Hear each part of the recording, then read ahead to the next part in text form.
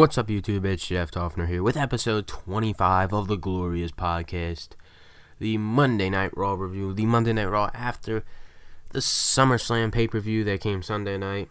And Raw always seems to disappoint on the Monday after SummerSlam, or at least the last 2 years or a few years, whatever.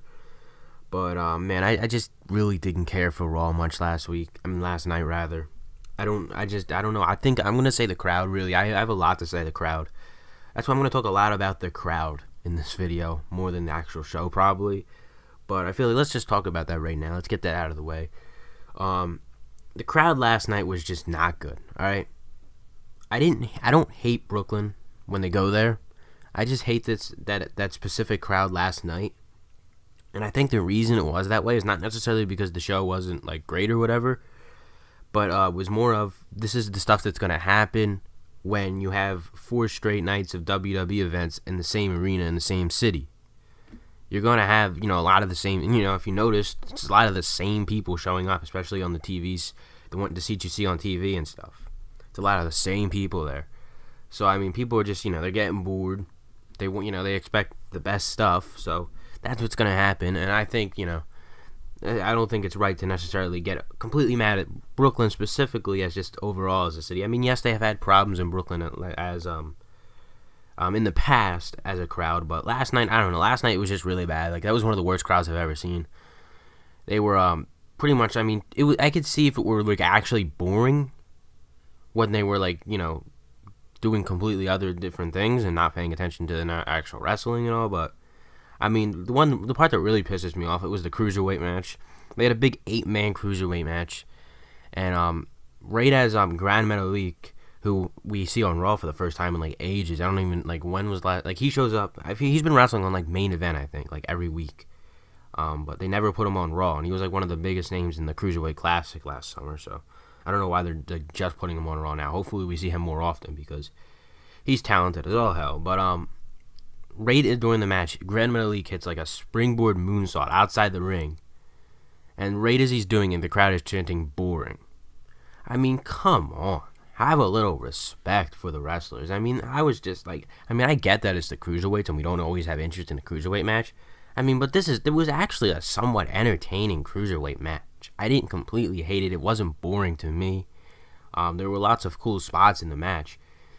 So, I mean, this is coming from someone who doesn't really care for the cruiserweight matches, usually, I usually don't care for the cruiserweights on a Monday Night Raw, but, I mean, come on, really, the boring chant, was it really boring? I mean, the Big Show versus Big Cass a few nights ago at SummerSlam, they were chanting boring during that. I don't have a problem with that. That was boring. I understand. But, I mean, it's different when you chant something chant boring during a match that's not actually boring. That was that, and then the beach ball. The beach ball was back again in many ways. It made multiple appearances. There were multiple beach balls going around in the crowd last night. And the problem with the beach ball is it wasn't during the bad parts of the show. The whole beach ball thing was going on when it was good. The few things that were good. Finn Balor versus Jason Jordan. That was a great match. And people weren't even paying attention to the match because there was like 5 beach balls going around in the crowd. So security's like chasing people around. Articles are going up on Twitter saying like that multiple people were thrown out of the arena because of the beach balls and stuff. So it was toward the end of the show. It was during Finn Balor versus Jason Jordan, and then the big main event match, John Cena and Roman Reigns taking on The Miz and Samoa Joe. More beach balls were thrown around. And then even after the show, a little interesting comment by John Cena. After the show went off the air, people put up videos and stuff who were at the show. Cena actually somewhat praised them for having fun with the beach balls and everything. He was actually completely, okay with it. He wasn't have a little respect or whatever. I mean, this is coming from John Cena, so I mean, I don't know if we're overreacting. Maybe I feel like maybe I was overreacting a little bit. I don't know. I think the part that gets me really mad is not even the beach balls. It was the fact they were chanting boring during an actually a pretty decent cruiserweight match. And while people were out, Grand Metalik's out here doing springboard moonsaults, putting his body on the line, and people are just chanting boring like it's not good. There's just no respect there. But, I don't know if it's the beach balls that are really pissing me off. But the fact that the beach balls were happening during 2 good matches, if it were happening during the boring part of the show, you know what I mean? It would have been a different story. But the show, I don't know. I felt like the crowd definitely took away from what I would have viewed the show as, because I really just didn't care for Raw last night. But I'm looking at the card right here, and I'm just like, there was a lot of good stuff. I don't know why I'm not caring for it. And I'm thinking it's that. But, I mean, Elias Sampson versus R-Truth. That would have been the appropriate time to maybe do the beach ball thing. Nia Jax versus Emma. Enzo Amore versus Big Cass for the 700th time. That would have been the time to, have some fun, mess with everyone. Just, I don't know. I just don't understand it. So yeah, Cena basically, he said to the crowd, he's like, you come here, you have fun, I mean, I get that whole part. You're supposed to have fun when you go to a WWE event, but I don't know. I don't know. We'll see. We'll see if WWE bans beach balls within the next. That's going to be on the list of things you can't take to the shows. Beach balls will be front and center. So we'll see where that all goes. It's enough talking about the whole crowd last night, but that did play a pretty big role in the show last night, though. I mean, that's what everyone was talking about. Nobody was actually talking about Raw last night. It was about the crowd during the show and after the show. So let's try and actually talk about what happened on Monday Night Raw. Okay, so the show opens with Brock Lesnar retaining, obviously, the Universal title at SummerSlam. Heyman's out there. Heyman does his usual thing. Heyman is a legend. I love Paul Heyman. He's the best manager they've ever had in the company. I love when he does the Brock Lesnar, when he says the thing, the reigning, defending, Universal Champion, Brock Lesnar. Oh my God. That's the best. Heyman's a legend. Anyway, though, he comes out, he does that whole thing, cuts a great promo like always. And then Braun Strowman comes out, confronts him. Was rumored that we'd be getting this match. And then they set it up later in the night, so we're going to get Braun Strowman versus Brock Lesnar at the No Mercy pay-per-view in 5 weeks or whatever. It'll be interesting to see if Lesnar even shows up anytime between now and then. I don't know. Actually, everybody's saying he's not going to show up. He'll show up. I'm actually going to be surprised, I feel like, the amount of times we'll see Lesnar between now and the next pay-per-view. But anyway, yeah, Strowman basically came out, took him out, and then they made up a match later in the night. So I'm looking forward to that match. I don't know. I hate this rumor going around, though, that I'm hearing that it's been going around for a while that Lesnar is going to keep the title until WrestleMania at least. I feel like I hate that rumor because it's it just takes away from every main event match basically at a Raw pay-per-view if Lesnar's just going to retain the title every time. So I don't think Strowman's going to win at the No Mercy pay-per-view, but I feel like maybe that he could win. I don't know. We'll see. I'd love to see Strowman win, though. I think some people don't necessarily think he's championship material right now. I think he could definitely put the title on him, but I don't think they're taking it off Lesnar yet. Sometime maybe down the road, but, Vince will have it beat Roman probably, so whatever. So they opened up the show. Pretty good start to the show. Good opening promo and everything. I was all right. All right. It's a good start to the, Raw after SummerSlam. And then it went downhill. It was announced before the show. Enzo Amore would take on Big Cass in a Brooklyn street fight. Enzo Amore versus Big Cass. I am so tired of this. I cannot take it anymore. Anyway, we get the match. And then Big Cass ends up hurting his leg or whatever. Now, I don't know what happened because he landed awkwardly outside the ring. And it actually looked like he actually hurt his leg. Because when they showed the replay in slow-mo, I was like, damn, it actually looked like maybe something happened with his lower leg. So, I don't know if he's actually hurt. And then we saw him in the ring going for his finisher, and he just collapsed. So I don't know if that was all completely kayfabe and made up, or he was actually out of it, but ended up calling the match off, and Enzo ends up picking up the win, and Cass basically goes backstage, and there was a video on WWE.com or whatever of him wearing a brace or whatever, something, and going to the hospital or whatever. So I don't know if he's actually hurt or they're just storylining. This is all about a storyline. But it actually looked like he was hurt. I don't think this is a kayfabe injury here. I think Cass might actually be hurt. So hopefully it's nothing serious. I mean, this is just crazy with the injuries. I just did a video yesterday on Asuka getting hurt, and she'll be out about 6 to 8 weeks. So I was just injuries. It's all these injuries happening again. It's a few years ago when everyone was injured. It was beginning of 2016, last year, whatever. End of 2015, beginning of 2016, Seth Rollins was out, Cena was out, everybody was getting injured then. It's starting to get to that point again right now. But anyway, Enzo ends up picking up the win. Careless part of the show, to be honest. Nia Jax versus Emma. Emma's just buried. She just gets squashed again by Nia Jax. Why are they even doing this? Why do they keep doing these backstage segments with Emma and then making it think and you know what's funny? every time it happens, every time Emma has a match, I just have this weird feeling she might actually win. And I had it again last night. I was like, she might actually win this match over Nia Jax. But they just have her lose in a squash match again. They're never going to do anything with Emma, guys. And it's a shame because she's actually talented. And it's just like, I don't know. I guess they're not happy with the comments she's been making on Twitter, I guess. WWE takes Twitter way too seriously, Apparently that's why they took the briefcase off Baron Corbin and had him lose Sunday at SummerSlam. Because of Twitter. Amazing. So yeah, the show's starting to go downhill at this point. The show opened good though. We had the 2 matches there, and then we have Elias Samson versus R-Truth. Another boring, quick match. Nothing special. So yeah, the show at this point, I'm just like, oh, this show's awful. This is real exciting. Raw after SummerSlam. Always a disappointment. Never lives up to what it could be. But then the show picks up a little steam. When Kurt Angle comes out, and he, earlier in the day, they said something where Kurt was saying that, we'd have a surprise superstar show up on the show tonight. So we all know who it was going to be. It was pretty obvious who it would be. It's been basically rumored for months now. That would be John Cena, and it indeed was. And free agent John Cena shows up on Raw, and I hate this free agent thing with John Cena, to be honest with you guys. It just takes away from the whole brand split thing they did last summer. You know what I mean? Guys are specifically supposed to be on one brand. The whole free agent thing is just stupid how Cena can go back and forth between shows. But anyway, now he's on Raw. But I kind of like him on Raw, to be honest with you. I'd honestly rather him, if he could be on one show right now, I'd rather say Raw, because he's almost, there's really nothing left for him on SmackDown.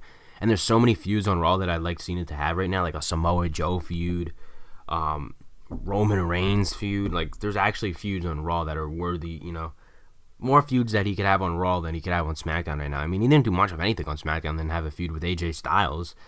And then he had that little feud with The Miz at WrestleMania. So, him on Raw now, and then, he calls out someone, and then, without even saying his name, Roman Reigns shows up. And, I mean, it was one of the few times I was actually happy to see Roman, because we have John Cena and Roman Reigns in the ring. I actually really want to see this match. It's like a dream match right here, because it's like the two faces or whatever of the company and the crowd. I'll give the crowd props during this. I love the "You both suck" chant. That was great. You know what I mean? Cena and Roman, it can be easily compared. You know what I mean? Roman's the Cena now. You know what I mean? He's almost past. Cena's going to eventually be, they're going to say Cena's going to pass the torch to Roman, basically, as the next guy or whatever. I mean, they already call him the guy sometimes, the big dog, and all that stupid nonsense, but it's going to happen eventually. And I like how they teased the match last night. It looked like we were going to maybe get the match or something sometime soon, but they didn't give it to us. They ended up having, The Miz come out and Samoa Joe, and then they ended up setting a tag team match in the main event. And it's probably going to lead to Cena and Joe having a match at the No Mercy pay-per-view, and then Roman doing something else or whatever. But I liked how they teased Cena versus Roman. I'm pretty sure we're going to get that at WrestleMania, guys. I really think it's going to happen. WrestleMania, John Cena versus Roman Reigns. It's going to be the one time I'm actually excited to watch. Really, you know what I mean? Usually the Cena matches and the Reigns matches usually don't have my interest. But if you put them against each other, I'll have interest in that. That would be good. So we get that. We ended up getting the tag match later in the night. We'll talk about that in a little bit. But high praise to The Miz here. The Miz was great during this segment. This was an awesome segment here. The Miz was amazing. I love how The Miz, everything The Miz was saying was true about Cena and Roman, and the crowd was getting behind it. Even The Miz was kind of going with the crowd a little bit. But I love how eventually he just brought it back to being heel. He kept it heel. He didn't go face fully. He's he was thinking, I gotta keep it heel. So I loved how he brought it back to being his heel character and still got, made the crowd kind of turn against him. That was great because he was everything he was saying was true. All this you guys don't deserve anything. It's guys like me who deserve everything more. So that was great there. I love that segment of the show. This definitely started to make the show better than what it actually was, because it was really going downhill after the 3 matches before this. So yeah, it sets up that tag match. We'll talk about that in just a sec. We had the big cruiserweight match. Like I already said, dressed a crowd during this match. It was a solid match though. There were some cool spots. Like I said, the Grand Metal League moonsault, that was pretty cool, and other cool spots. They got all the cruiserweights and most of the cruiserweights at least on the card for one segment here. And they announced that Neville takes on Tozawa tonight on 205 Live in another match for the cruiserweight title. So I guess I have to watch 205 Live tonight. So I don't feel like staying up the whole extra hour to watch that though. I don't know. I doubt we'll see a title change again though. So I'm pretty sure Neville will retain on 205 Live tonight. So yeah. So then the show continues to get better and improve when we get Seth Rollins and Dean Ambrose in the ring. I knew this would happen. I just felt it was happening tonight. I felt that it would happen, and it did. The Hardy Boys confront Seth Rollins and Dean Ambrose. This match they had was amazing match. I'm surprised they gave it to us, and I thought maybe like Sheamus and Cesaro would show up and just get involved, and they would tease and Rollins and Ambrose versus the Hardy Boys match, and we'd probably have to wait until the pay-per-view to get it. But they just gave us a great match tonight. A great match. This was probably one of my favorite parts of the show, other than the segment I was just talking about between Cena, Reigns, and all them. This match was amazing. Good back and forth. It was a bit long, but still was a good match. Rollins and Ambrose end up picking up the wins. So I'd love to see this match sometime down the road again. I mean, I'm surprised they gave it away. I really thought they're not going to give it to us tonight, but they ended up giving it to us, and we got a great match. So hopefully we get that again down the road.